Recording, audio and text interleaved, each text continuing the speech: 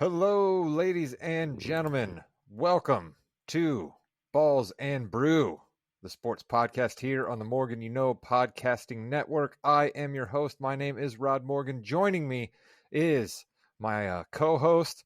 He's with me all the time. He's been a friend of mine for a bunch of years. He's been on this planet for a bunch of years. He's our guy, the old man, Chris King. Chris, hello. What's up? And look at the NFL trying to make a claim on the time that the NBA should be shining. It's the playoffs, and we're talking NFL. Well, NFL is king, and if we're talking NFL, you know we have somebody coming back to the pod. He's been off for a little while, enjoying the sunshine, and if I know him, probably playing some poker somewhere. It's our guy, Josh Williams. Josh, hello. What's up, boys? I was watching a ton of college basketball. I don't know if you heard there was a decent tournament in the Final Four last week. Yeah, Williams, I was going to try not to bring that up because I'm sure you'd be disappointed in me that I watched absolutely 0 minutes of the entire tournament. I didn't watch a minute of the final game, not a minute of the Final Four, not a minute of the opening rounds, 0. It was actually a pretty chalky tournament. The Final Four kind of saved it. So you didn't miss too much. The Final Four games were pretty good, though. Yeah, I've not watched college basketball for quite a few years. It's becoming another one of those sports that's falling by the wayside for me, like baseball, which I'm told has also started up, and I've watched 0 innings of baseball here at the beginning of this season. So, in my old man ways, like Chris, I have become just an NFL, NBA, and WWE guy. WrestleMania is this weekend. We hope to maybe have some wrestling content for you here sometime soon, but our intrepid executive producer, the man that basically is the glue of this, that makes everything run, he is out this evening. So, Jimmy, we'll see you when you get back, my friend. But Williams knows the NFL. The NFL draft is coming up next week, so we have some questions for our guy. And let's just start right here. Williams, why is it tougher to bet the draft now than it was 3 short years ago? Yeah, it's because these sports books don't put out their menus like weeks in advance like they used to. They used to put up lines like 3-4 weeks in advance, and you can like kind of pick apart some of the lines that were just not accurate. And now they know that the moneymaker for the public every year for the last like 5 years has been the NFL draft. And so they just put a kibosh to it. They're either putting out lines super late, like maybe like a week before the draft, so where they can get more information, or they're just putting limits on all these bets that you can make. So Circa out in Vegas, which is one of the most like prestigious casinos out there, they're just putting out like 20 different over-unders right now for as my cat walks into the shot, Stella. So maybe she wants to place a bet on a certain player, but yeah, that's all they're doing is they're putting out like 20 different over-unders for bets, and that's all they're doing. So yeah, it's kind of a disappointment because 3 years ago, I mean, you could get on something early and middle it actually because the lines would move so much. So in that aspect, it's a little disappointing, but we'll still find some value hopefully. Do you think that correlates to, because I've listened to a couple of podcasts here, and I've heard guys like McShay and Daniel Jeremiah and a few others say that it's actually easier to scout now because of the way that you can get basically every play that a guy runs. You can get it chopped up for you ahead of time, and all of the good players play on the big time teams now. So do you think that that's a little bit of they're related there, Mr. Williams? It could be, and that could be possibly in the future too, where they go scout, Georgia, and now they're getting all these guys from Division II colleges or smaller colleges where they would see maybe 10 guys, 15 guys on that Georgia team. Now they are able to scout 30 or 40 guys on that Georgia team. So yeah, that could be something towards it. The last question I have related to that is, we know that you have your own formulas. We know that you do a lot of work during the NFL regular season. How much tape are you crunching up doing draft stuff, or are you just relying on other folks out there? Or do you have Josh Williams' own proprietary formula for looking at draft prospects? Yeah, I listen to a lot of different podcasts. There's certain beat writers that I respect more than others, and maybe we'll get to a few of those. There's certain teams that I know they're beat writers, and some beat writers on some teams are just fluff, and others that I highly respect. Schrager is super tuned in with the LA teams. I mean, he's based out there in LA, so whenever he gives a Rams or Chargers nugget, I listen. And there's a few other guys that are super chimed in with their teams. So yeah, it's just knowing the information and knowing what to do with it.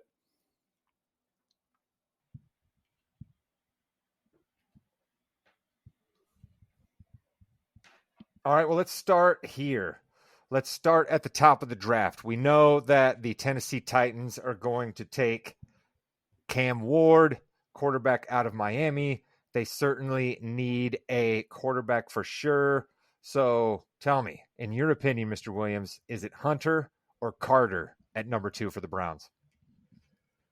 Yeah, the market would tell you that it's Hunter. I mean, he's the favorite to go to Cleveland right now, minus 700 on FanDuel. If you want to take Carter, that's plus 470. The question I have is, will he play more wide receiver or will he play more cornerback? About a couple months ago, it was like all cornerback, and now some of the advanced scouts have come out and say he's actually a really good wide receiver. So can his body hold up for like 90 to 100 or maybe even more snaps per game?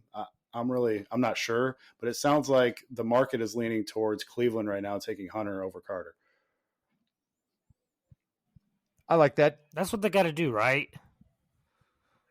If the Browns want to get some good publicity for their organization, stop being a joke of an organization, they really need to pull off some Kevin Costner draft day type maneuvers right now is what they need to do.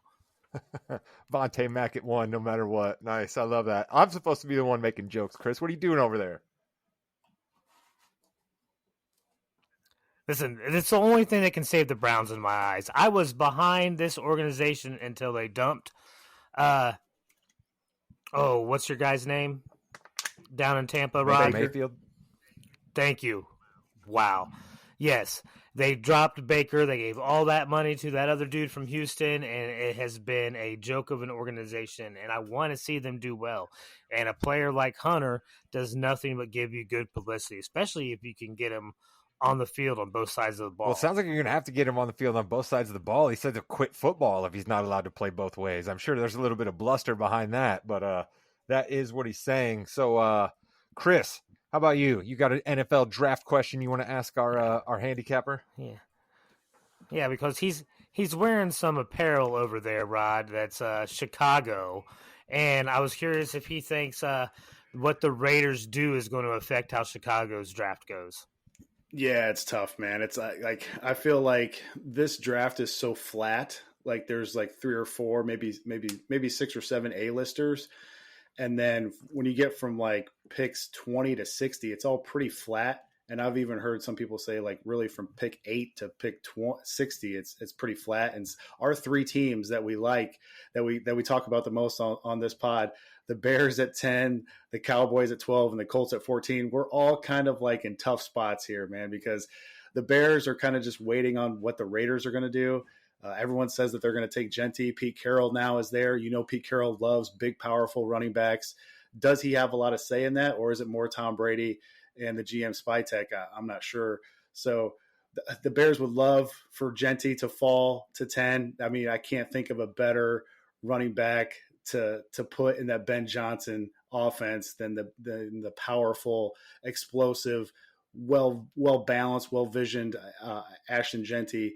But yeah, it's not looking great for the Bears to get him at 10 right now. It's looking like the Raiders are going to take him. If there could be a surprise and there could be a team that jumps in front of the Raiders. That's how much Gentry is thought of by some of these teams this year. Well, I'm hearing a lot of chatter that the Giants want to trade back. I'm hearing a lot of chatter that Gentry is considered one of the top 5 players in the draft. But that age-old question continues to come up here, Williams. How much draft capital should you spend on a running back in today's NFL? Based on what Derrick Henry and Saquon did last year and a guy like Jahmyr Gibbs up there in Detroit and a few others, do you think the running back has built its value back up and a guy like Gentry can go that high? Yeah. I think it depends on the team. Like we saw where Saquon he didn't really do anything for the Giants Not because he wasn't good. He was good. It's just that if you're a bad team, running back really isn't going to help you behind a bad offensive line. We saw Saquon go to Philly. Philly had the pieces in place. He leads them to a Super Bowl title. So I think the Raiders actually think that they're closer than what the general public thinks of the Raiders. I mean, they're picking sixth for a reason, but if you ask Raiders personnel and behind the curtain in the organization, I think they think they're closer than that. So they might take Genty. So yeah, and maybe I'm foolish because I think the Bears are a lot closer than the Raiders based off of their offseason moves, and they got Ben Johnson. So we'll see. We'll see. I know that I think Ashton Genty is a top 3 talent in this draft. So whoever gets him is going to be happy, I think. If the Raiders take Genty, who do you want to see your Bears take? Yeah, that's tough because I think there's going to be another surprise right in front of them. So I wouldn't mind offensive line. I actually wouldn't mind them trying to trade back, but it's tough because I said earlier, this draft is so flat that it's tough to trade back here. And I even have heard that Jacksonville at number 5 wants to trade back. So it's tough. I wouldn't be upset with offensive linemen or possibly even a tight end or edge rusher. So you stop with tight end. We're going to get there with the Colts here in just a second. Chris, your team picks in between Williams' team and my team. Do you have a question about your Cowboys, Chris? So we know Jerry likes to make splashes. Is there a scenario that you see that Steven and Schottenheimer can't convince Jerry to not do something crazy like draft Shedeur Sanders and stick with something sensible like we need, like replacing a retired all-pro NFL lineman? Yeah. Man, if they took Sanders, oh my gosh. I was thinking that Jerry's going to make a big splash and want another running back, where I really hope they don't, because the running back pool is so deep this year, maybe the deepest ever. Do not take running back at 12, Jerry. I'm begging you. You can get a really good running back in round 2. I think they could possibly go with wide receiver at 12. And Jerry loves – he loves those positional values, running back and wide receiver. So I wouldn't be mad if they got offensive lineman though, Chris. You want if that Campbell kid from LSU drops and the Cowboys don't take it, I may revolt a little bit. I don't know, but it worries me because in the offseason so far during free agency, we really didn't make those splashy moves. We kept with more defensive positional depth than anything else, and that makes me nervous for the draft. Re-signing your long snapper was not necessarily a flashy move that you wanted to see your Cowboys make in the offseason, Chris? Here's what you need to hope, Chris. Here's what you need to hope. You need to hope that Jerry is a little more worried with trying to win a possible Emmy for guest appearance on Landman than he is about what's going on with the Cowboys draft. I mean, honestly, there's a good chance that Jerry Jones is going to win an Emmy before he wins another Super Bowl. That's where we're at, because he was absolutely fabulous with his 5 to 6 minute monologue on Landman. Chris, have you finally checked it out yet? Oh, yeah, I've watched Landman. And, I mean, Jerry was really good, right? Do you think maybe he can stop meddling with the Cowboys and go be an actor? He wants to work with his kids, Rod. Well, I mean, can you blame the guy? Hey, listen, if the Vanimal wants to come on this podcast and talk football and basketball with us, that'd be great. But for us to podcast with the Vanimal, we'd have to have some takes about anime and Minecraft. And I don't have a whole lot of takes built up about either of those things. I don't know about you two guys. Oh, I learned him about some OG anime that he'd probably need to watch. Some OG anime. That's right. Anime from the 50s. I'm sure Van would be all in on anime from the 50s, Chris. All right, let's get to the important stuff, okay? Actually, no, wait. We'll stay with the Cowboys for a second. Williams, you said positional value, right? And the guys that positional value in today's NFL, we're talking offensive tackle, we're talking edge rusher, we're talking cornerback, we're talking wide receiver, and we're talking corner and quarterback. I'm not sure which of those I said, but don't necessarily have a strong draft with all of those positions, right? We're only talking about one quarterback at the top. I've only heard one name thrown out there for cornerback. And then wide receiver, do you think Teteroa McMillan is that guy, or do you think it's Golden? Yeah, I think if McMillan's there at 12, I think Dallas is going to take him. But I've heard that McMillan's stock it was going down. I heard recently it's going back up because he's just an elite talent. There is some concerns with he takes some plays off at the end of plays, but he catches everything. This wide receiver from Arizona. So I've heard that he could possibly go top 10 now. So he might not be there for the Cowboys, and then you're going to have to go with Golden, the other wide receiver. So yeah, it's tough because you're not really going to trade up for a wide receiver, and you're kind of stuck with what falls to you there. There could be a decent offensive lineman that falls to 12, but yeah, that all three of our teams, the Bears, the Cowboys, and the Colts are kind of in a tough spot here, 10, 12, and 14. All right, so you've really disappointed me already because it basically sounds to me as if you think there's no chance that the guy I want the Colts to get is going to be there for them at 14. And the guy I want the Colts to get is the tight end out of Penn State, Warren. All right, I need a playmaker. Shout out to my guy Dax. Okay, I know that you love you some Kyle Granson because he was your neighbor for a little while there in Bates Hendricks down in Indianapolis, but catching the ball is not really what Kyle Granson is good at, so I need my Colts to get a tight end. Williams, do I have any chance of Warren slipping down in the Colts at 14? See, here's my here's my first big surprise of the draft is everybody thinks that the Saints at 9 are going to take a quarterback. The Saints, two beat writers that I have high respect for, have strongly said that they are not taking a quarterback at 1, and both of them said they would not be surprised if they took Tyler Warren at number 9. Not just in front of the 14 Colts, but in front of number 10 pick Bears, where they could possibly even take Warren if Genty's not there. You guys have Cole Kmet. Stop it. You don't need a tight end. You have Cole Kmet. I agree, but that's how good Warren is in this draft. There's Daniel Jeremiah has like 7 A-listers in this draft. Warren is one of them.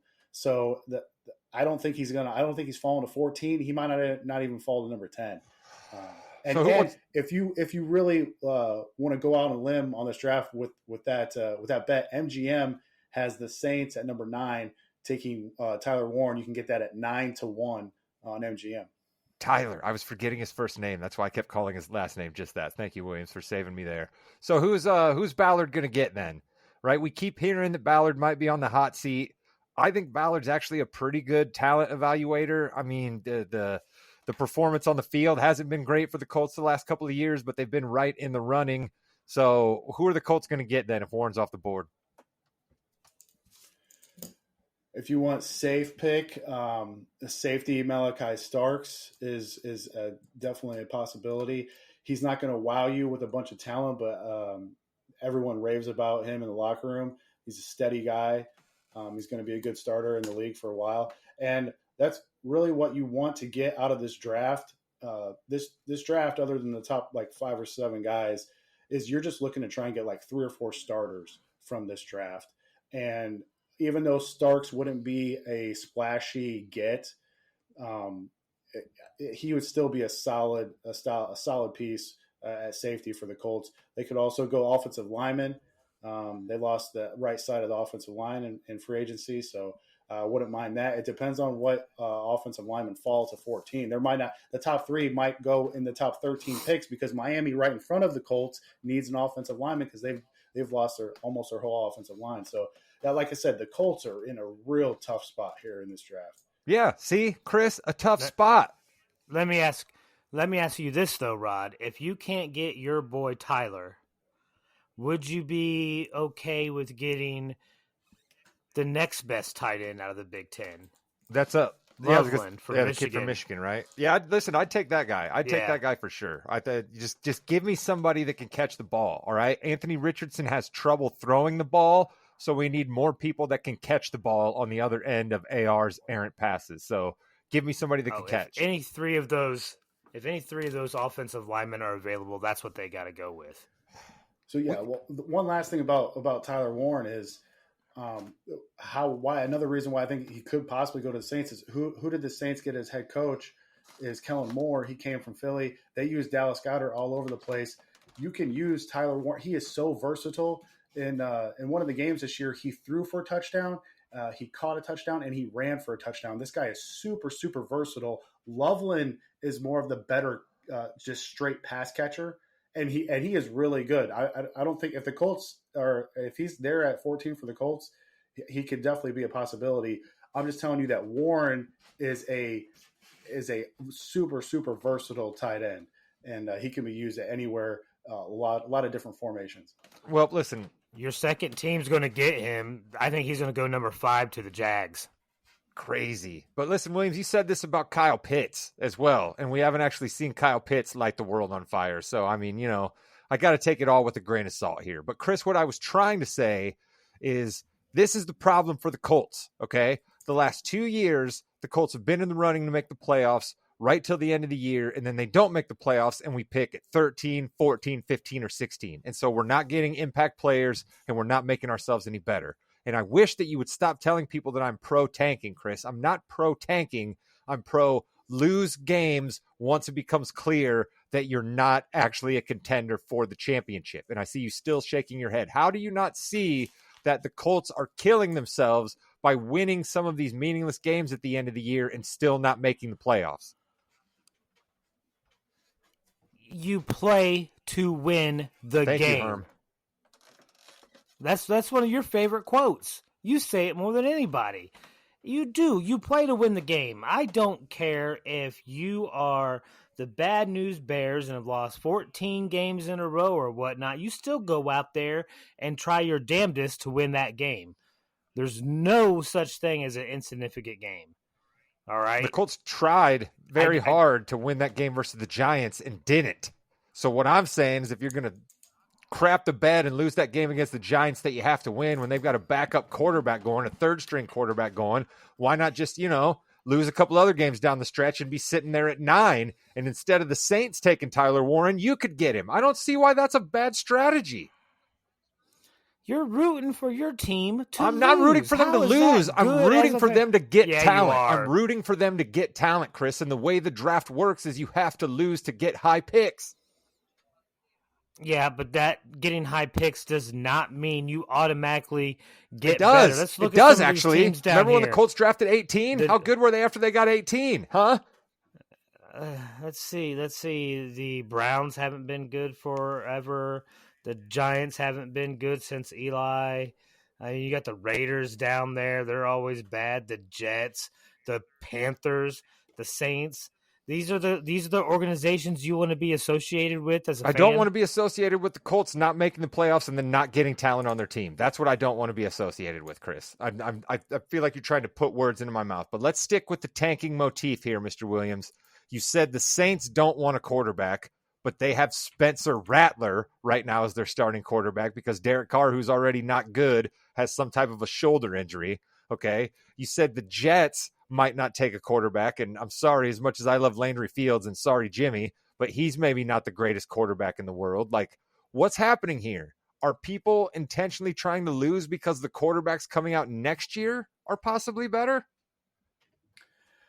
Possibly. We could throw the Giants. And by the way, you mentioned the Giants Colts game from last year. If the Giants lose that game, they would be sitting there with the number 1 pick. They would be able to get Cam Ward, which whether or not you think Cam Ward is a difference maker in the NFL, he is the clear number 1 quarterback in this draft. So at least the Giants would have something to work on. But yeah, I think the Giants, Browns, Saints, you can even possibly even throw in Miami in this mix because Miami, I'm not saying that they would move away from Tua. I'm just saying they have a ton of work to do on the offensive line and defensive line.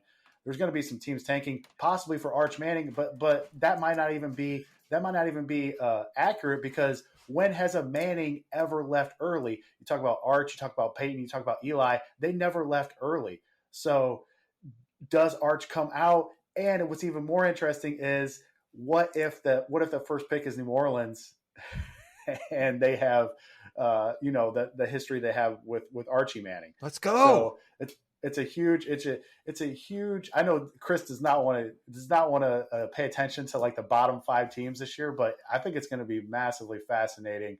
And I would even throw, even though Tennessee is taking Cam Ward, I think that Tennessee coaching staff has a ton of questions on it. I think Cam Ward, I like him, but I think he's going to get sacked a million times this year. I wouldn't be surprised if the Titans are picking top 5 next year. And then what do you do? So you're going to have 4 or 5 teams possibly looking for quarterbacks next year. We're already looking at next year's class.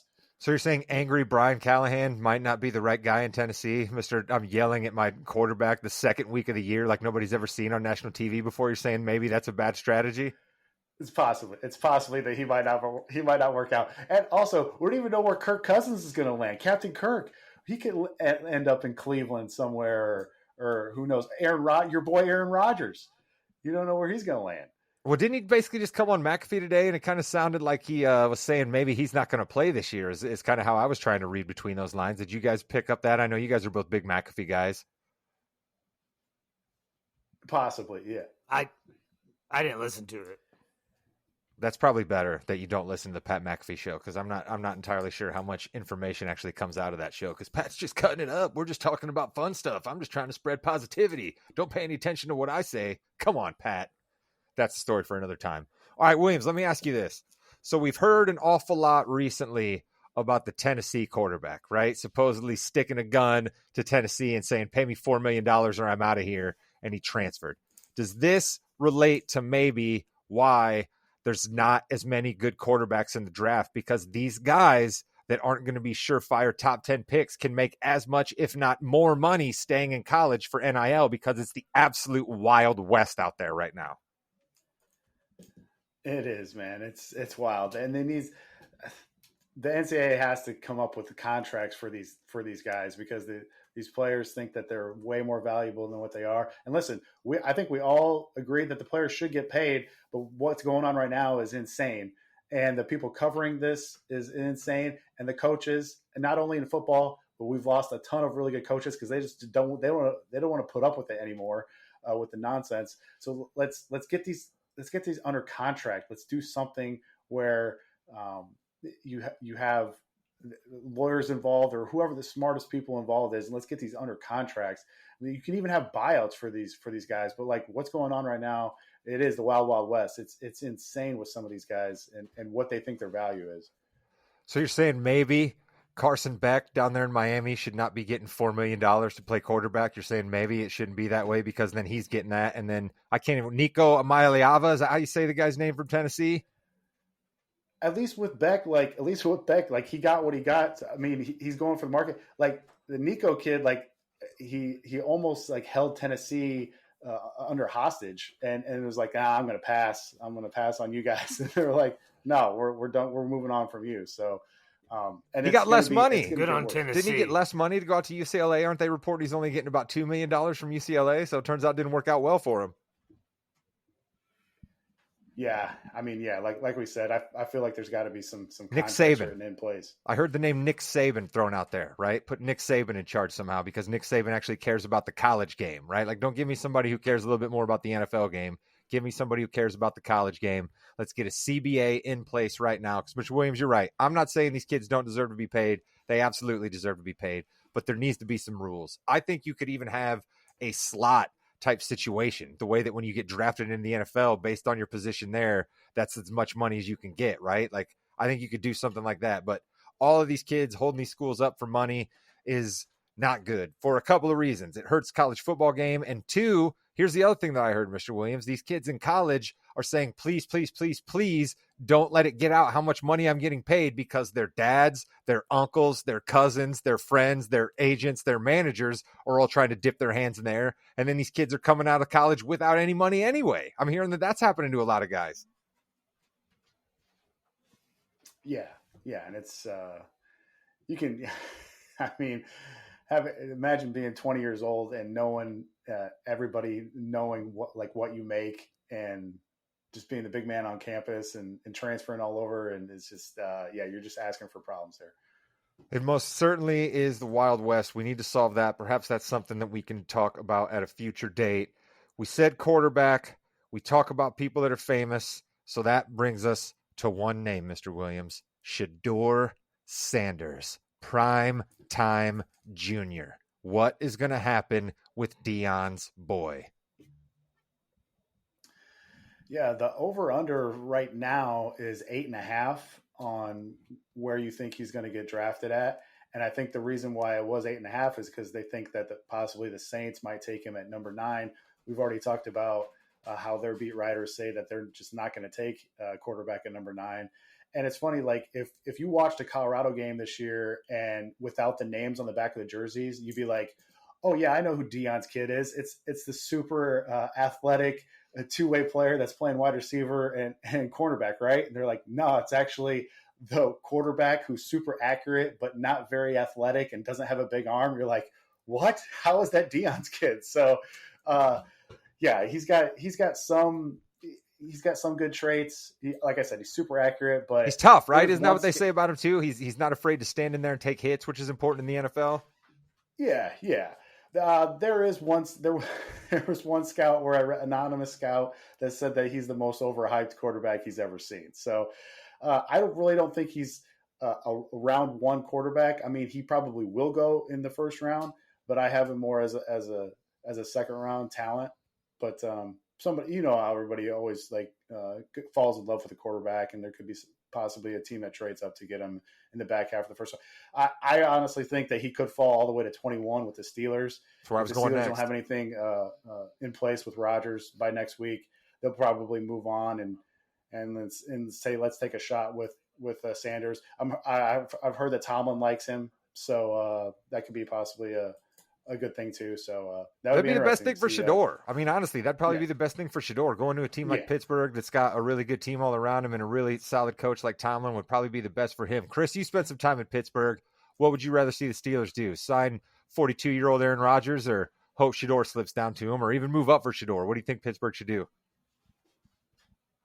Pittsburgh just needs to lose. That's all Pittsburgh needs to do. I don't really care. I'll take this back. I do care. I do want them to lose. I'm not a Pittsburgh Steelers fan. I also heard that there were some people that did not like Sanders' meetings and workouts with Pittsburgh. So maybe there's mixed communications. I've also seen some mock drafts that show the Giants trading back up into the pick or two before Pittsburgh to take Sanders before they even get a chance too. So I think we may see something like that, like Williams said. Yeah, because the Giants have a high pick in round 2 as well, right, Mr. Williams, which a lot of teams will value. So that gives them some capital to be able to move into the first round of the draft. Let me just ask you, you're a man that studies the draft. You know these things. Do you think Shedeur is going to slip down that far? To 21? Yeah. Yeah. I think he could slip even farther. Yeah. Wow. So you think there's a possibility that Pittsburgh, even without Aaron Rodgers, passes on him? I think it's likely that Steelers take him if he falls to 21, but it's like not set in stone. Like I would not be surprised if he fell. All right. So on your evaluations, then, who do you have as the number 2 quarterback? You definitely said that there's not great quarterbacks, but who do you have as the number 2 quarterback then? Nobody? Is Shedeur number 2 and he's round 2, or do you think there's a guy that's better than Shedeur? Yeah, I think it's probably Jackson Dart, but I think it's really close. I mean, that second, third, fourth, Tyler Shaw, he's got some injury issues from out of Louisville. Jackson Dart had some pros and cons out of Mississippi, and then obviously you got Sanders there in Colorado. So they're all pretty close. They're all graded out as probably like second or third round quarterbacks for me. And then Milroe got invited to the first 2 rounds by the NFL there. So clearly they think that he might be going up there too. That's a guy that comes out of Alabama. I don't know if he does any one thing great, but he seems like he's got some athletic ability and he's tough, and he certainly started some games. Yeah.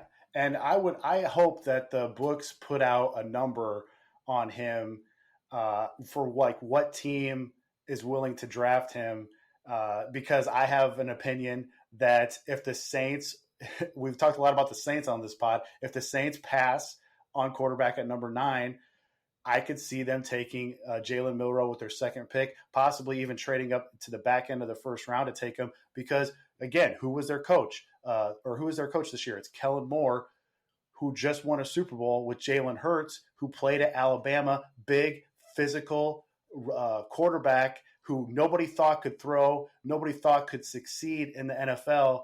You get Kellen Moore with the Saints. You don't take that draft capital with the first pick. You get a solid do it all tight end in Tyler Warren at 1, and then come back in the second round, take Jalen Milroe out of Alabama.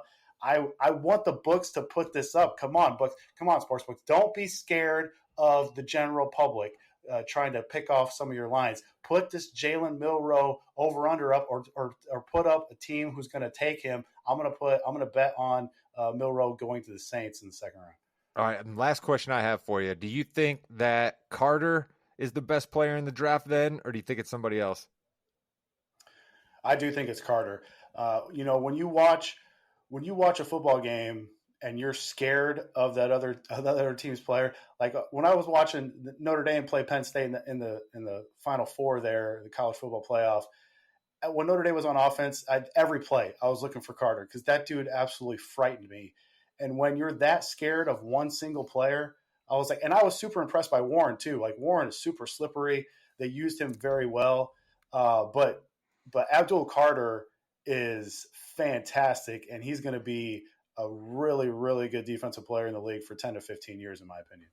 A really, really good defensive player for 10 to 15 years. Edge rusher is certainly valued in this year's NFL draft. We have a surprise visitor here in the chat. The executive producer, James Thomas Jamriska, is with us. Jimmy Jam, hello. Hey, guys. How we doing? I got a little softball action in tonight. Really excited to join for some football and wrestling. All right, we got Jimmy, we talked a little bit about your Bears earlier. Do you have any Bears-related questions that you need to get off to Mr. Williams here before we get ready to close up shop? I want Travion Henderson in the second round. I think that's great. If we get the tight end in the first round, that's fine. I don't want to reach for an offensive lineman though. Ooh, see, Williams said that he thinks the Bears might go offensive lineman if they can't get a hold of one of those tight ends. So the Bears may disappoint you there. Well, no, I mean if the tight ends are gone, if one, the first tight end, I can't remember his name right now, if he's gone, then they may have to go. But I just don't want any offensive lineman. Let's be smart here. I don't want your Bears taking a tight end, Jimmy. I want Tyler Warren to slip down to the Colts at 14. Could you guys possibly try to help me out with that? No, I would like Tyler Warren. Thank you. Come on, Jim. All right, Mr. Williams, you're a man who makes bets. You alluded to a few of them. Throw out a couple more bets for our faithful listeners here. Corey Nance, we're talking to you, brother. Williams, give a couple bets out to the folks. Yeah, we talked about possibly who did we have? We have with the longest. What do we just have here? With the long shot.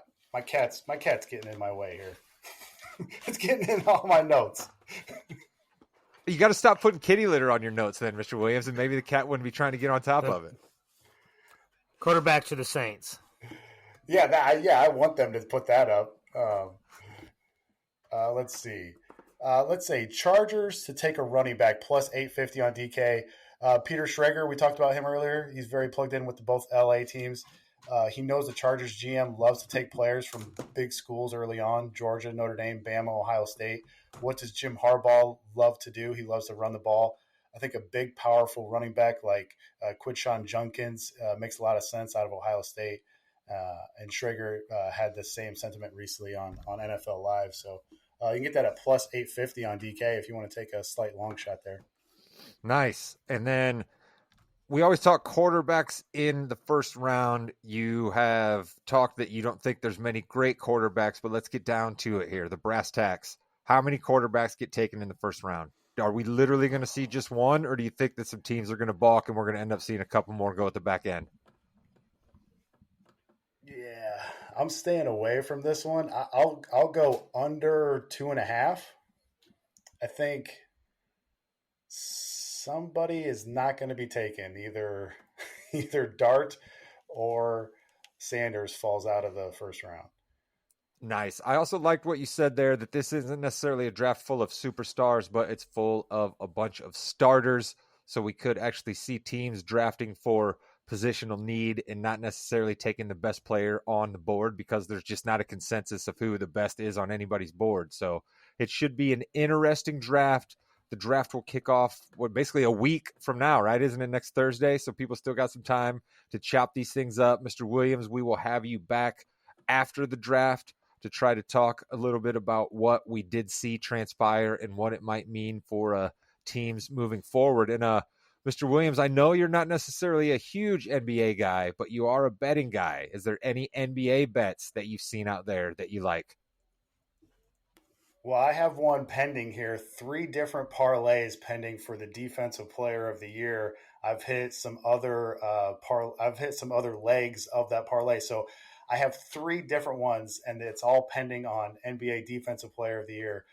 I have to hope that there are some smart voters out there who aren't persuaded by a couple guys begging for votes on ESPN, which is insane to me. So come on, let's have some independent thinkers out there.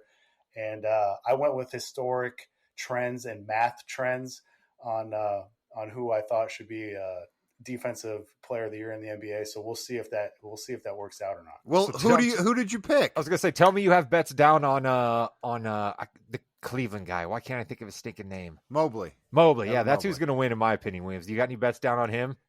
Yeah, I do not. I ended up taking the best defensive player on the best team in the world, and that is Lou Dort.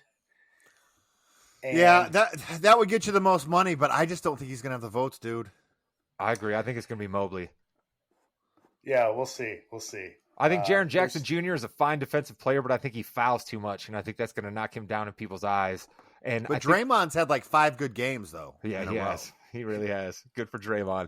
And I just think that Dyson Daniels is another guy who people talk as a great defender, but I just think that the Hawks are just not good enough for people to put him up there. And I think people balk a little bit at Marcus Smart winning it a few years back for the Celtics, so I think that that's going to hurt a wing player. So if my money was down, it would be on Mobley. But Mr. Williams, we always hope that you can win your bets. Chris, what's your thoughts on the defensive player? I really think that people need to give Dyson a closer look. That dude has over 100 more steals than the next closest player. All right.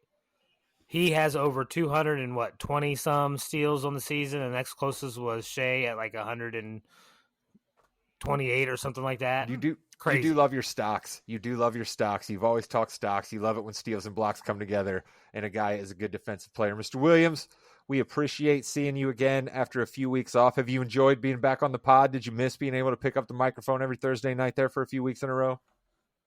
For sure, man. Yeah, always good to talk football with you guys. All right, we will bring you back here very, very soon. Jimmy Jam, do we want to talk a little NBA or do we want to just move to the other big thing that's happening this weekend? It's up to you, my friend. You host both the NBA show and the wrestling show. I think we go just a little bit NBA and then we hit WrestleMania. All right. Sounds good. We're going to go over to Jimmy to run a little bit of fast break about the greatest time of the year, the NBA playoffs. Welcome to the Fast Break, the fastest 15 minutes in the NBA. Jimmy, Rod, and Chris are here. Williams is exiting as quickly as he can because he does not like the big, round, orange ball. I want to go on a little Jim Demnation here. For all the people who think that the play-in games are worthless and horrible and it's just listen, it was a bad play-in game season. It was, okay? The Bulls lost the game about 30 seconds in. I think they were down 25 or 30 points. You had the Grizzlies Warriors, which was decent, but were the Grizzlies really going to beat the Warriors? It was a bad playing tournament. That's fine. We don't have to change everything just because we had one bad round. I'm sorry. It'll be okay next year. Now we've got the actual playoffs beginning, Rod. Jimmy, here's what you're absolutely right about that, but here's what I don't think people factor in enough about the play-in. You're right that 3 out of the 4 games we've seen so far have not been great games to watch. But the reason that the Clippers-Warriors game, the final game of the year, was absolute playoff intensity, and all of those guys played for 40 minutes because none of them wanted to be in the play-in, right? So you got to understand that there's a whole lot of different ways that this play-in affects it. And here's the way that you solve the play-in tournament, okay? You say, when you're the Bulls and you've been in the play-in tournament for 3 straight years and you've lost for 3 straight years, you're out. You can't be in the play-in the next year. We're just going to take the Hornets and we're going to give them a shot. We're Why not? We're going to give the Wizards a shot because the Bulls have already proved they can't do anything with it. And the Kings, same for them. The Kings are in the playoffs year after year and they don't do anything. The Kings are an abject disaster. And Dallas, I guess if you're Nico Harrison, Jimmy, you're probably pretty excited that your Dallas Mavericks have a chance to maybe make it to the playoffs so you can try to tell everybody you didn't screw up by trading Luka Doncic. All right, here's the thing, Chris. I'm going to say it right now, and it's me making a prediction, but me making a prediction for the NBA, Chris. The Dallas Mavericks are going to win the championship this year. Why not? How perfect would no, seriously. How perfect would it be, Chris, if the Dallas Mavericks won the championship this year and Nico Harrison stands in the middle of that arena with a cigar just smoking? What do you say, Chris? He should go stone cold on everybody if they win the championship. That's what he should do. Yeah. I mean, you want to talk about a show and an end to an NBA season like no other. That'd be phenomenal. There's no way they'll let it happen. Davis looked good. Defense wins championships. Nico told us about 14 different times in that press conference he held where there weren't recorders allowed. Yeah, that's really pathetic in every way. Like, dude, just own it. Like, what are you doing? First of all, it should have been done after the trade, maybe. I don't know. But yeah, so let's go through the playoffs here. I want to talk a little bit about each game and then who's going to win the series. Let's start right at home. Indiana Pacers, Milwaukee Bucks without Dame Dalla. Chris, what are your thoughts on this series? I am scared to death of playoff Giannis. Yeah. To be honest, I mean, the Pacers can't stop him doing what he wants to do, and I have a feeling that we got past them so easily the last season is because he wasn't healthy during that series, and I think he's more healthy now. So I am nervous. Can we win this series? Yes, but I am nervous. Rod, the Pacers have at most 4 home games. Can Giannis score more than 100 points in 4 games? Because the Pacers can at home. Yeah, I think people are a little too worried about this. We all know that our good buddy Wu-Tang is prone to some wild statements, and today he said he thinks the Milwaukee Bucks are going to make it to the championship game. That's absolutely ludicrous. I don't know what people are worried about. Clearly, folks are sleeping on the small market Pacers. They have been one of the best teams coming down the stretch here. Their defense has actually picked up a little bit. Guys like Nembhard and Nesmith and Pascal Siakam actually give the Pacers a decent semblance of a half-court game, and I think the Pacers are going to have no problem with the Bucks. I mean, nobody can stop Giannis, Chris. You're right that Giannis is going to tear the Pacers up, but you show me any team that's equipped to stop Giannis. It doesn't exist. The Pacers are better than the Bucks. They're winning that series. Yeah, I think the Pacers are going to take it down too. Again, Giannis can do so much, and Giannis can score 50 points a game. It's just you need the points from somebody else too. And the Pacers are so quick. They played together, and that's another thing. They've played together for a long time. You know, those pieces have been in place for a while, and they just play well together. So I think the Pacers are going to take this pretty easily. I think they're going to take it in 5 games. And if you're the Milwaukee Bucks and you're relying on Kevin Porter Jr., you've already lost. That is the Saturday 12 p.m. game. By the way, no respect for the Pacers or Bucks there. Saturday at noon. No. Come on. Clippers at the Nuggets. This is intrigue, Rod. Whew, this is going to be a series. You've got the best player in the game versus a team of grown-ass men. All right. Clearly, I understand that everybody in the NBA are grown men, but the Clippers are seriously grown-ass men. Harden, Zubac, Kawhi, Bogdanovich, Batum. These are guys that have been in absolute playoff wars their entire career, and not to mention on their bench, Brian Shaw, Ty Lue, Jeff Van Gundy. I like the Clippers in 7. Clippers in 7 over the Jokic-led Nuggets. Chris. I think the only thing that could prove Rod wrong is if Leonard gets hurt in this series, Very good early chance. in the series. Very good chance. Right? That's. But other than that, I think it's definitely a 7-game series. But if in a 7-game series too, do you really want to be playing against the Joker? At home as well. Probably That's not. the other thing. The Nuggets are going to have the game Yeah. at home. Game 7 will be in Denver at altitude with Jokic, who never gets tired or hurt. So that's a smart pick, Chris. I'm going with the Clippers, which is crazy, right? Because you just said it yourself. For me to say that I'm relying on the Clippers, who have guys who don't play all the time, is insane. But I like what I've seen out of the Clippers down the stretch. I was very, very impressed with James Harden in that game versus the Warriors. I couldn't believe it. It's a completely different team since Kawhi came back, right? Well, of course it is. I mean, when your best player comes back, it will be a lot better. And when one of the best players in the league, when he's healthy, comes back, it's even going to be better than that, which is why I think the Clippers are going to win this series. I think the Clippers go over the Nuggets here. I'll tell you why I want the Clippers to win. Basketball. Clippers are going to give OKC some trouble. If the Clippers win that, they're going to give OKC some serious trouble. Because like I said, grown-ass men versus young boys. It's going to be, the Clippers are going to give OKC a lot of trouble. Let's hold off on crowning OKC just yet. So we have the grown-ass men against young boys as well in the Pistons-Knicks series coming up. Not quite as veteran a team, but Knicks and Pistons, I'm really looking forward to this. I think it's going to be a battle. I think literally it's going to be a lot closer. There's definitely going to be some fights, no question about that. I do think the Knicks pull it out, but and it even may be in 5. It could be in 5 or 6, right? But the Pistons are gonna learn from this and then grow moving forward. So I really like this one for the Knicks, Rod. Yeah, give me Knicks in 5. I think that the Pistons basically having the biggest turnaround in NBA history to go from 14 wins to being the 6th seed and guaranteed in the playoffs is absolutely fabulous for the Pistons. They got young guys who are going to come back better for this next year, but Tibbs guys aren't necessarily as tired in the first round as they are as they move on forward. So the Knicks can play their 5 guys. Their starting lineup is really, really good. So I got the Knicks in 5. Oh, excuse me. Chris King. Pistons in Let's 7. go, Chris. Right? I'm telling you, you people have been sleeping on Detroit. They are a feisty team. We have seen underwhelming regular season Pistons teams in the past make deep runs in the playoffs. I think the Knicks are thin and not as deep as we think they are. I think that they will be exhausted in a 7-game series that this will turn out to be, and they'll fall in that 7th game. Okay.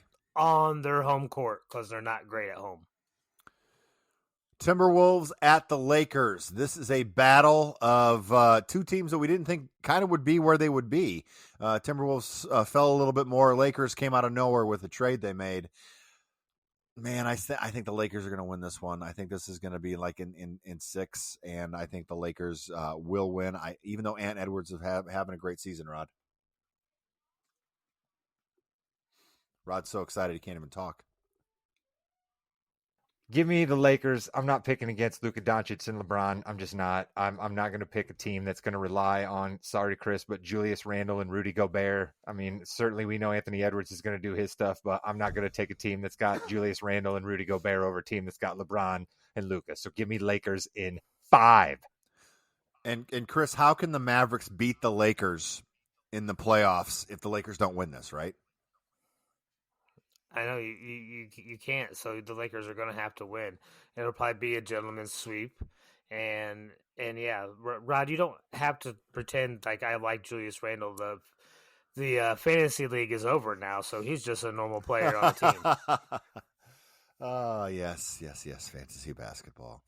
The Thunder against my Mavericks, right? Because the Mavericks have to win, and then they're going to beat the Thunder here. Chris, who you got? Mavericks / Grizzlies or the Thunder?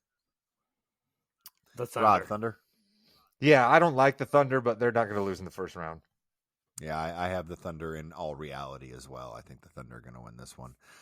Magic and Celtics. Rod, are you worried at all? Absolutely not. Orlando cannot score enough points to beat the Celtics. Sure, maybe they can hold the Celtics to 105, but the Magic will, excuse me, not the Mavericks. See what you got me doing, Jimmy? The Magic will be lucky to score over 90. So, no, Celtics in 4. Let's go. Chris, you good with Celtics on that one? I mean, yeah, the Celtics are going to win. I don't think it'll be a sweep. There'll be one game where Boston can't hit the You're 3, right. and they'll end up They'll play losing. with their feet. I actually think it's going to be a sweep. I think it's going to be a sweep. I think they're just going to beat them. The Heat. You want them to lose a game. You want them to have bad shooting nights against the Magic and not later on in the playoffs. It's a good call. Sure. The Heat or Hawks against the Cavs. Any chance for either of those teams? Rod. I think the Heat have a better chance than the Hawks. The Hawks are kind of a joke. The Hawks don't really listen to Quinn Snyder. The Heat are well coached and they have a little bit of talent on that team, but they're not beating the Cavs. But like They have Trae they Young, could take dude. 2 games off of them. They could take 2 games off. Trae Young. Always there, always ready to play. Chris Yeah. King.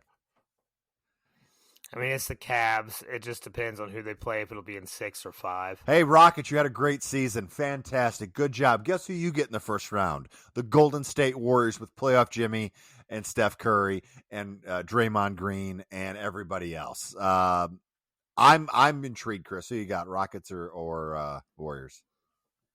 I got Draymond getting ejected and suspended for a game. Okay, so that means the Rockets are going to win?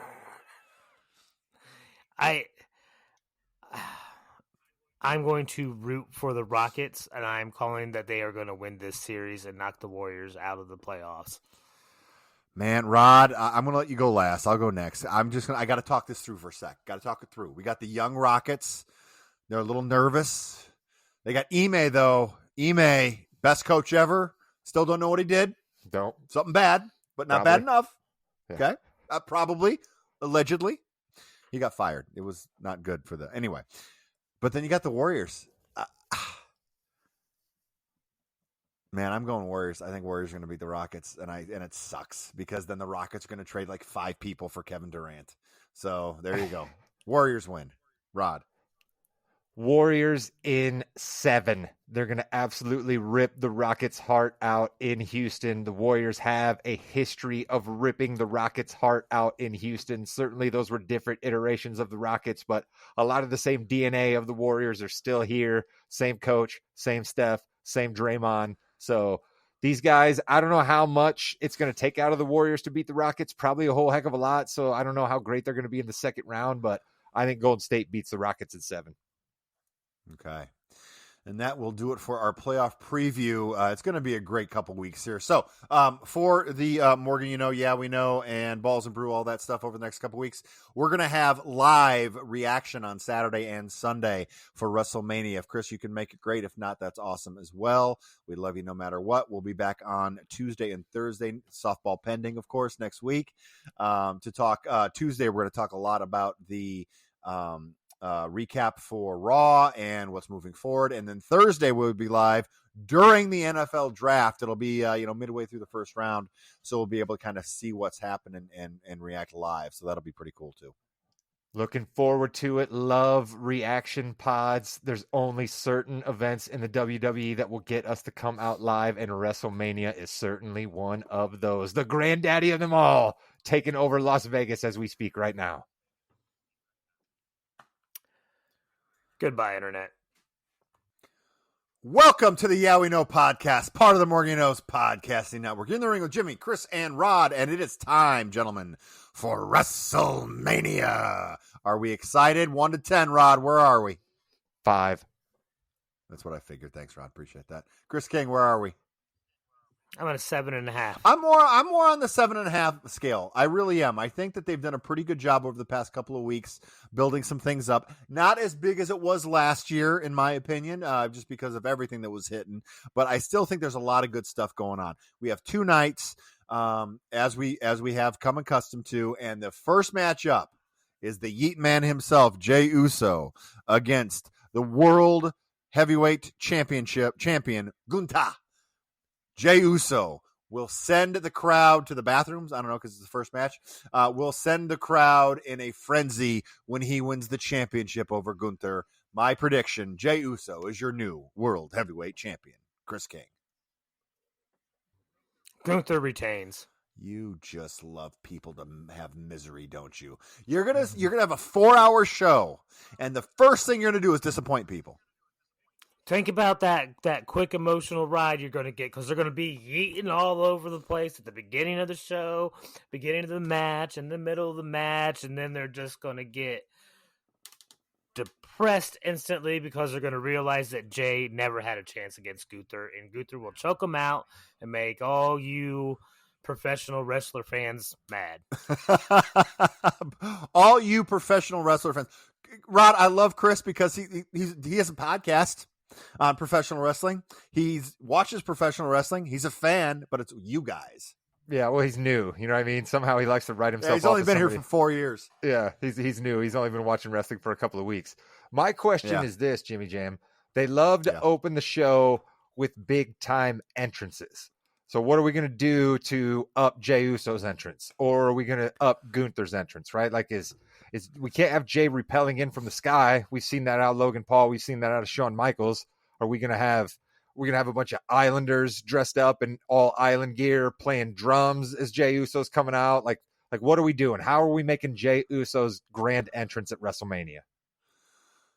I think the Samoans is a good idea, Rod. I really do, because we have kind of seen everything else. We've seen him walk through the crowd, and that entrance ramp's going to be long enough as it is.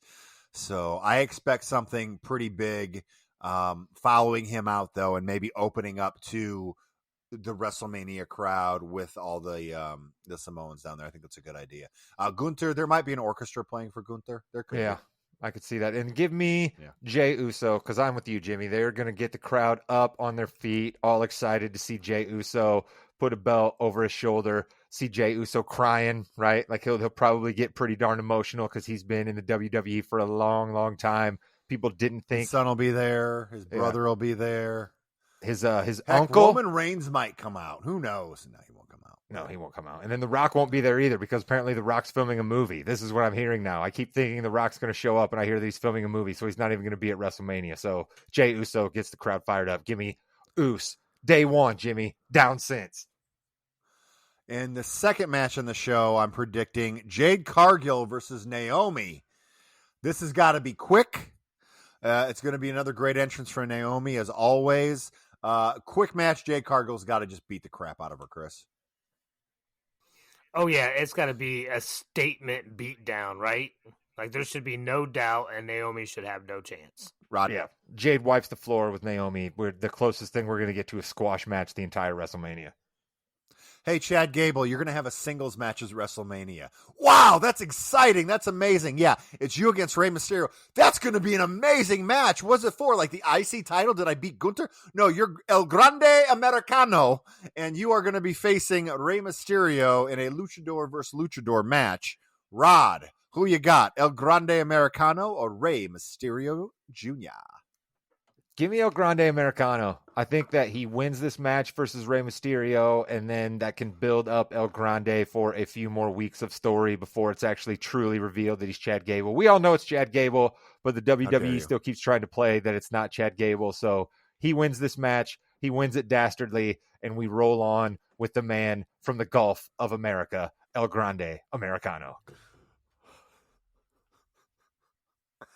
You know, in another world, that's a parody, and it's a really funny joke you just made. Yeah, but unfortunately, I mean. But that's anyway. a real thing. Rod, or Chris, that's really, I'm sorry. That got me. Chris, Rey Mysterio, El Grande Americano. El Grande is going to win this match when Rey Mysterio gets distracted by Chad Gable coming out of the crowd. Ooh, I don't know how they pull that off, but I love it. It would not surprise me to see two El Grande Americanos. It would not surprise me at all. I like that idea. What if the El Grande Americano that comes out is like he just looks a lot thicker than we remember El Grande Americano looking, and all of a sudden it's Otis under the mask? That would be awesome. No, that's got to be it too. That really does need to be it. It's got to be the most ridiculous thing that you've seen.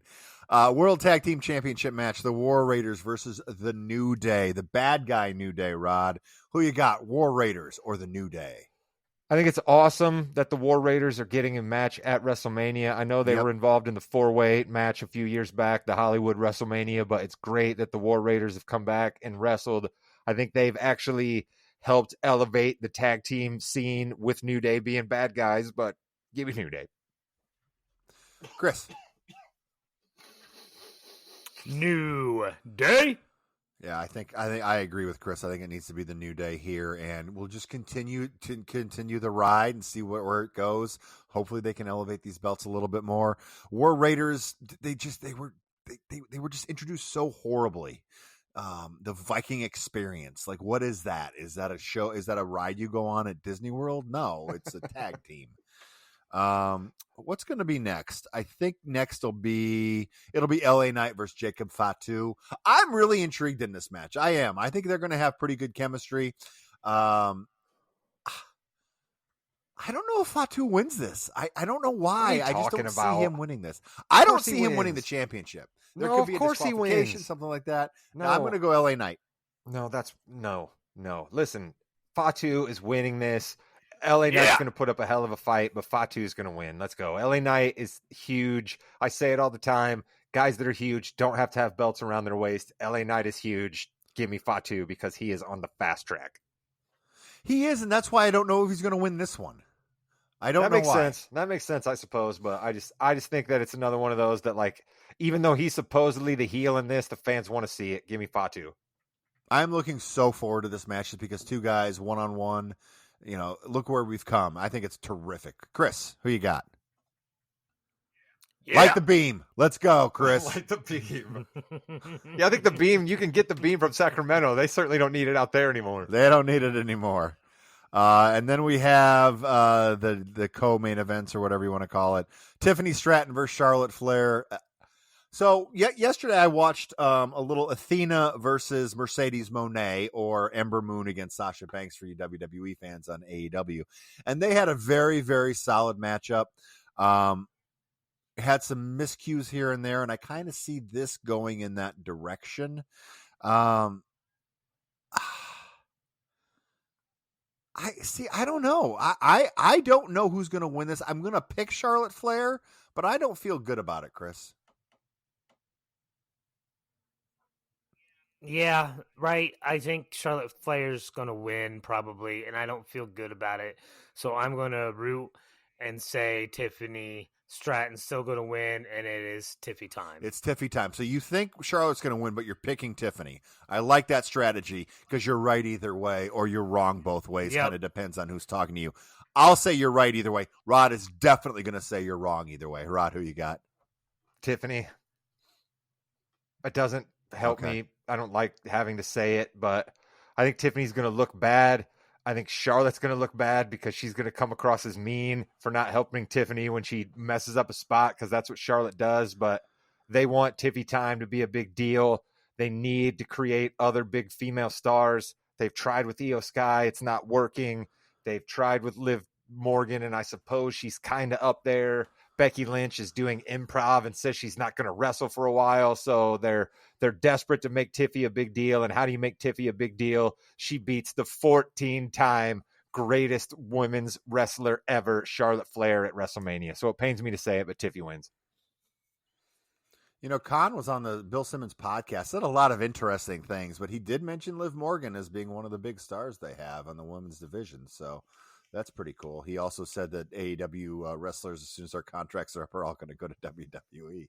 But other than that, it's fine. So that's night one, except, yeah. You're lucky, Jimmy, that I didn't jump in when you were caping for Sasha Banks once again. I don't understand your insane love for Sasha Banks. She's in another league that we barely ever talk about, and we're talking about WrestleMania, and you still had to get in some love for Sasha Banks. Jimmy, did she loan you money sometime? What's the deal? It was more of an Athena. I really like Ember Moon and Athena more than Sasha Banks, but it was a good match. Got to give him credit. There wasn't any softball tonight. He was watching AEW from last night, trying to catch up. Chris, shut up. Triple threat match: CM Punk, Seth Rollins, Roman Reigns. Let's go for the winner of this. Let's go. I'm going to take. See, everything's pointing to Seth Rollins going with Heyman. Everything's pointing to that, which is why CM Punk's going to win the match, and they're going to go with him for the summer to go get a title from either Jey Uso or Cody Rhodes. CM Punk wins this. Chris King. I am not going to be happy unless one man walks out of this ring under his own power, and that better be Seth Rollins. Because I do not want to see CM Punk win this match, and I definitely don't want to see Rollins win this, or Roman Reigns win this match. So Seth, Rod's guy, better stomp the crap out of both those guys and walk out of that ring the victor. All right. Rod, who you got? We have heard Logan Paul say the phrase best for business recently. We have heard John Cena say the phrase best for business recently. And my guy Seth Rollins just said best for business recently. Who's the man that is most associated with the business in the WWE right now? The final boss, The Rock. I know I made my crack earlier that he's filming a movie and not going to be there, but there's such a thing as private jets and helicopters. I think we see a scenario where at the end of night one, The Rock, Logan Paul, Seth Rollins, and Paul Heyman are all together. The new corporate faction that Chris has been calling for, that he loved during the Attitude Days. I think we are working towards that. Give me Seth Rollins. Give me Seth Rollins turning heel. Give me Seth Rollins aligning with all of those guys who are best for business. Chris, would you like to see that? Yeah, we're not going to see it until the end of night 2, though. Right? Kind of stole my thunder a little bit, but we won't see all of that kind of coalesce until the end of night 2. Big word, Chris, and you used it correctly. Excellent work on that. That is night 1. I think it's going to be pretty big. I think they have to do something big, though, to have this be the main event. I mean, it just can't just be a quick one. So I think Paul Heyman turns on Roman Reigns here, and I think he aligns with CM Punk. So they can kind of start that. Of course you say that about CM Punk, Jimmy. You're the number one cape for CM Punk on this podcast. Yep, I am. Well, on this podcast, I'm the only person who cares about CM Punk on this podcast, let alone a fan. I don't want to see Phil suffer like a disease or anything or get hurt. Like, I don't wish harm upon him. I just don't want to see him win matches because I can't stand him. Night 2, let's start off with a bang. AJ Styles against Logan Paul. If Logan Paul's not in the main event, he's going first so he can go home. Logan Paul versus AJ Styles. Man, I really want AJ Styles to get the win here. I really want him to get the win here just to kind of put him on another level to continue on. I don't think that's going to happen, but I'm going to pick it anyway because I'm going to be a Chris King homer here. I'm going to take AJ Styles getting the win over Logan Paul. Chris. Yes, I am also picking AJ Styles, even though I know it's not going to happen. But I am picking AJ Styles. Rod. I hate Logan Paul. I'm not gonna pick him ever. Logan Paul's new finishing move is awesome. Logan Paul is an awesome wrestler, and AJ Styles loses. But this is why AJ Styles loses. He loses so then he can get in a feud with my guy, the man who cuts a great promo and doesn't get any credit for it. The man who's pulling the strings behind the scene, Karrion Kross, gets up in AJ Styles' face and says, "See, I told you. You don't have it anymore. Look at what you just did." And we get a feud with our guy Karrion Kross, which elevates him, and that's what I want to see. Okay, I hope that. You know what? That's a pretty good idea. That's a pretty good ending to that. I like that as well.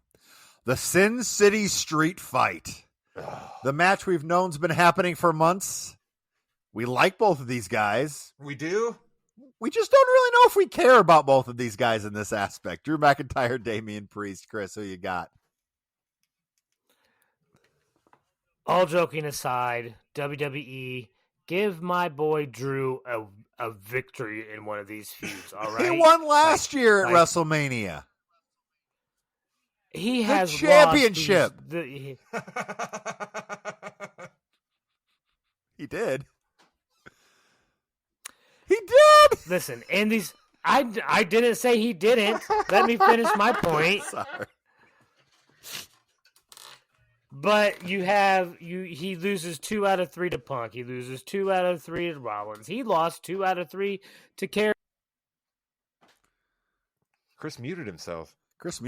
He was so upset. Chris. Give him a victory. He's lost 2 out of 3 to Rollins, 2 out of 3 to Punk. Give him a victory. Can Drew McIntyre stop stealing jewelry? I mean, can we do that? Can he stop taking people's bracelets and necklaces? Like, what is he, man, not make enough money to buy his own jewelry? Chris, what's going on here? Don't be attached to material items, Rod, and then it's not a big deal. Your guy got mad when somebody tried taking his sword before. He's attached to material items. What are you talking about? Hey, you earn a sword by being a Scottish warrior. You earn the sword by being a Scottish warrior. Damian Priest wins.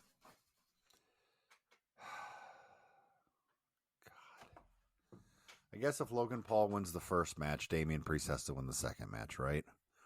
Yeah, I'll go Damian Priest, but I don't know. I actually think that they could have one of the best matches on the show, too. They definitely could. But Damian Priest has nowhere to go if he loses. Drew McIntyre loses all the time and is just fine. Damian Priest has nowhere to go if he loses. In a match that has several different ways that all would make sense for a victor, we have the 4-way Intercontinental Championship match between Braun Breaker, who flies through the air, Penta, Cien Miedo, Finn Balor, who needs his music back, and Dominic Mysterio. Dominic Mysterio is winning this match, and he's going to be the Intercontinental Champion, and they're going to do it one of 50 different ways, and I love it. This is going to be a terrific send-off to that, to send off to Braun Breaker, and then a beginning to a new feud, probably between Finn Balor and Dominic Mysterio, Rod. Yeah, you're right. I got to give Dom his props. The man does an excellent job being an entertainer in the ring. He knows how to play the absolute shit can heel. And Finn Balor needs to be a good guy. Finn Balor's time as a bad guy is over. How do you get Finn Balor back to being a good guy? You get Dom Mysterio screwing him over. Braun Breaker's going to be just fine. Penta's going to be just fine. So I think that's a good call by you, Jimmy Jam. This is why you're the wrestling expert on this podcast. Which, of course, means Finn Balor's going to win. All right, we have... Oh, Chris, did you pick? I'm sorry. Let me ask you... Chris, my bad. I got a question, too. Is this a pin anyone? Like, so Dom could pin Penta? Yes. Okay. That's why it's a fatal four-way. It'd be a four-way dance if everybody had to get pinned, right, Jimmy? Let's go! That's the ECW term, yes. That's the way you actually should do it. But anyway. Chris, who'd you got? Yeah. Oh, it's Dominique. He's the genius. I love you so much. All right, Mysterio is the genius and is going to win. Women's Tag Team Championship match. Now, this has been built up for days and days, and we can't wait to see this one. Bayley and Lyra Valkyria versus Liv Morgan and Raquel Rodriguez. It's a good way to get all four. I'm going first. No, I'm going right now. This is ridiculous. This is absolutely ridiculous. Why did we waste time creating a women's Intercontinental Championship only to have her fight for the tag team belts with somebody who she's never been partners with before? What on God's green earth are we doing? Why waste all this time with having a tournament and building up Lyra Valkyria only to tell us that, hey, we don't think Lyra Valkyria is anything. We got to stick Bayley with her and have her fight in a tag team match. It's absolutely ridiculous. There's nothing to say about that. Yeah, you could have Bayley and Lyra fight at WrestleMania. They wrestled before. Have them wrestle at WrestleMania. Why not?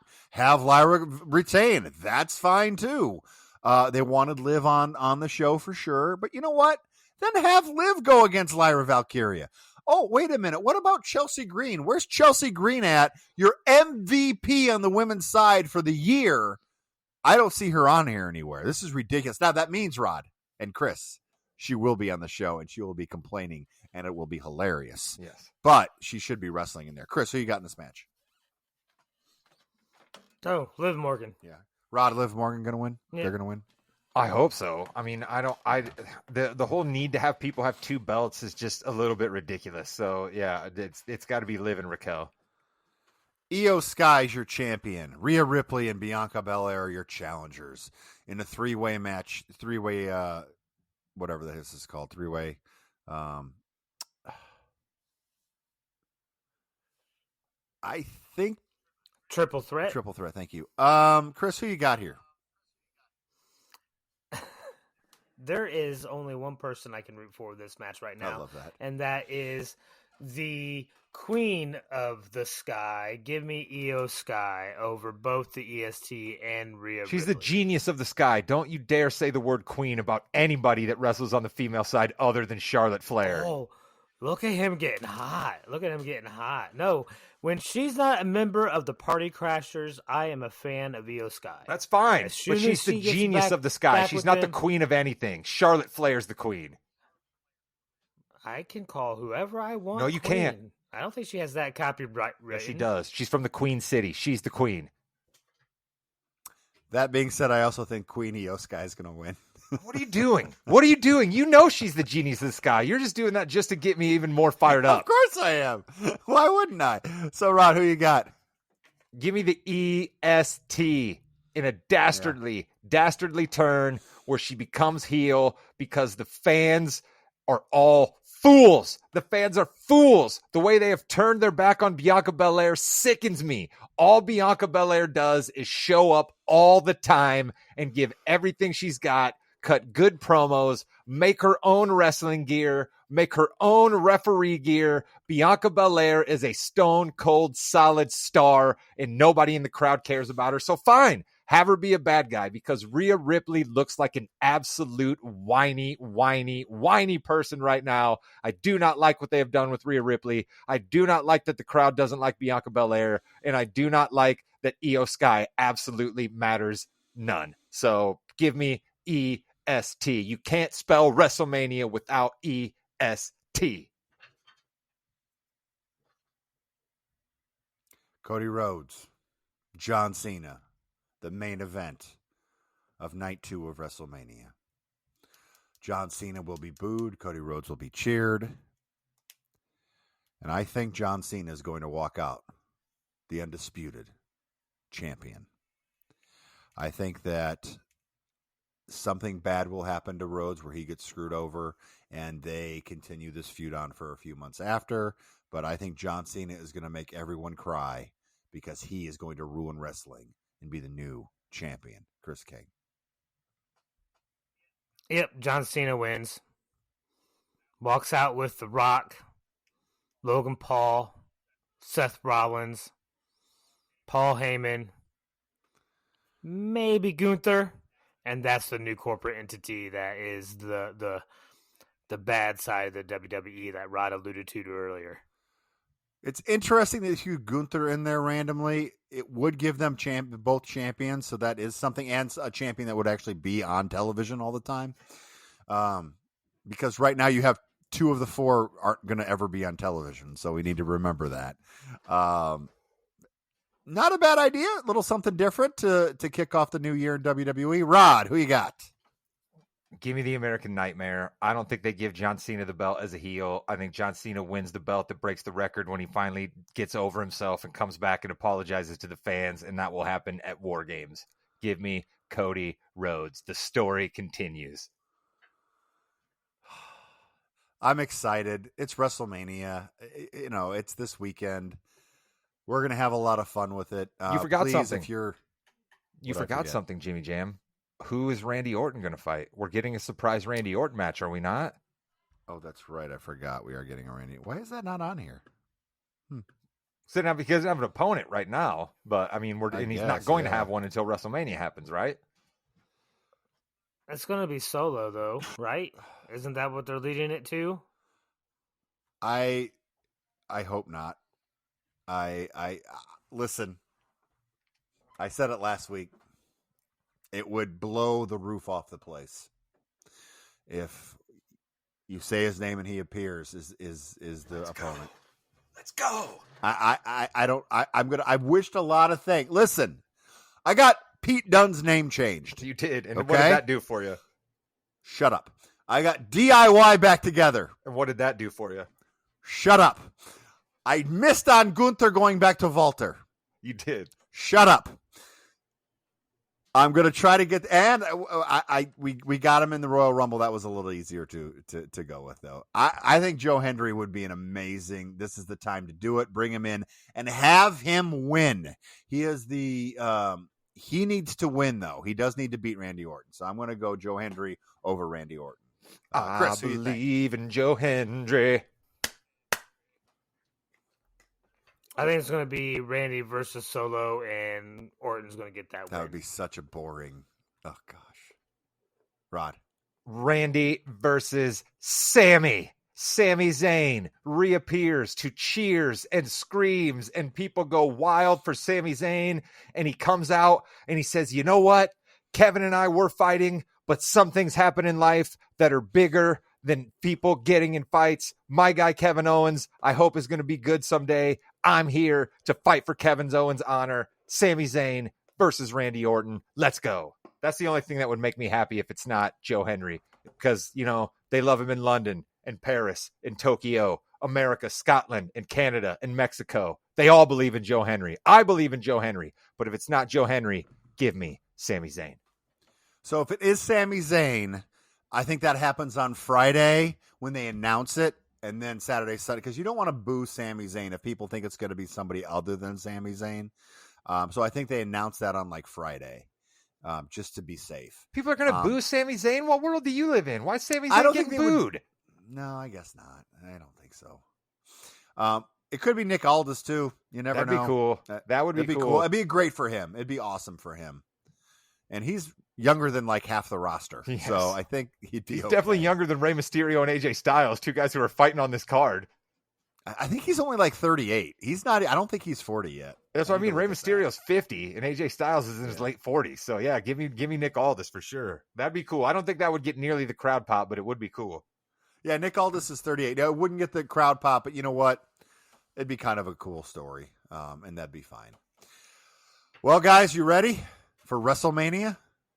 Definitely ready. I mean, I'm not going to not watch. You know what I mean? Like you make the joke all the time, Jimmy. You're like, I'm going to be so mad and I'm going to start watching again next week. You know what I mean? Like, I'm not going to not watch, but I wish we did a little bit better at building some of these matches because you hit it on the head last year. Sure, it was great that we had Seth and Rock and Roman and Cody, but we had a lot of other matches that really meant something at WrestleMania too. And we're lacking a little bit on some of the undercard here. And that bums me out, but I'm still absolutely excited. Let's go.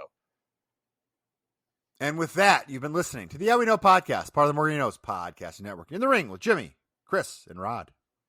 Say his name and he appears. Goodbye, Net. Yeah. I believe in Joe Hendry.